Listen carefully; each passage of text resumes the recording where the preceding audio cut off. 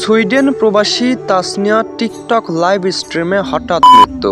Live স্ট্রিমে এমন কিছু ঘটবে তা কেউই ভাবেননি।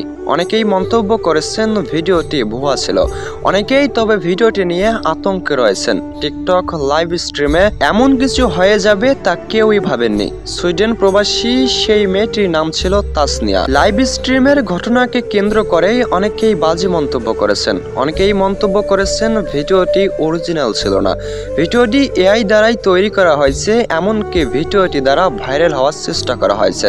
কতটুকু সত্য এখনো স্পষ্ট প্রমাণ পাওয়া যায়নি। অনেকেই মন্তব্য করেছেন সুইডেন প্রবাসী সেই মেয়েটি মৃত্যুবরণ করেছেন। লাইভ স্ট্রিমে এমন কিছু ঘটবে কেউই ভাবেননি। এমনকি অবিশ্বাস্য কিছু ঘটনা রেকর্ড হয়ে যায় সিসি ক্যামেরায়। সিসি ক্যামেরা থেকে শুরু করে লাইভ স্ট্রিম লাইভে চলছিল এক আতঙ্কের শোক। কয়েক বছর আগেই বাংলাদেশি মেয়ে সুইডেনে যান। সুইডেনে গিয়ে টিকটক প্ল্যাটফর্মে যুক্ত হয়ে বিভিন্ন সামাজিক ভিডিও তৈরি করেন। সামাজিক ভিডিও তৈরি করতেই নিজে বন্ধু বান্ধবের সঙ্গে আড্ডা দিতে লাইভে জয়েন হন। অনেকেই ধারণা করেছেন এই লাইভটি ছিল শেষ লাইভ।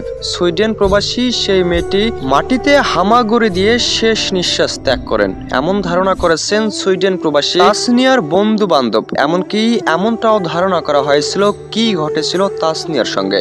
কেনই বা এভাবে প্রাণ হারালেন জনপ্রিয় কন্টেন্ট ক্রিয়েটর তাসনিয়া। সামান্যতম ভিডিও করতেন, এমনকি ভ্লগের মতো তৈরি করতেন সামাজিক ভিডিও। সুইডেন থেকে একের পর এক ভিডিও দিতেন টিকটক প্ল্যাটফর্মে। লাইভ স্ট্রিমে ঘটে যাওয়া সে ভিডিওটিকে কেন্দ্র করে অনেকেই বিভিন্ন মন্তব্য করেছেন।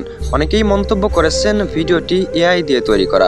অনেকেই এমনও মন্তব্য করেছেন ভাইরাল হওয়ার নেশায় এমন ভিডিও তৈরি করেছেন প্রবাসী তাসনিয়া।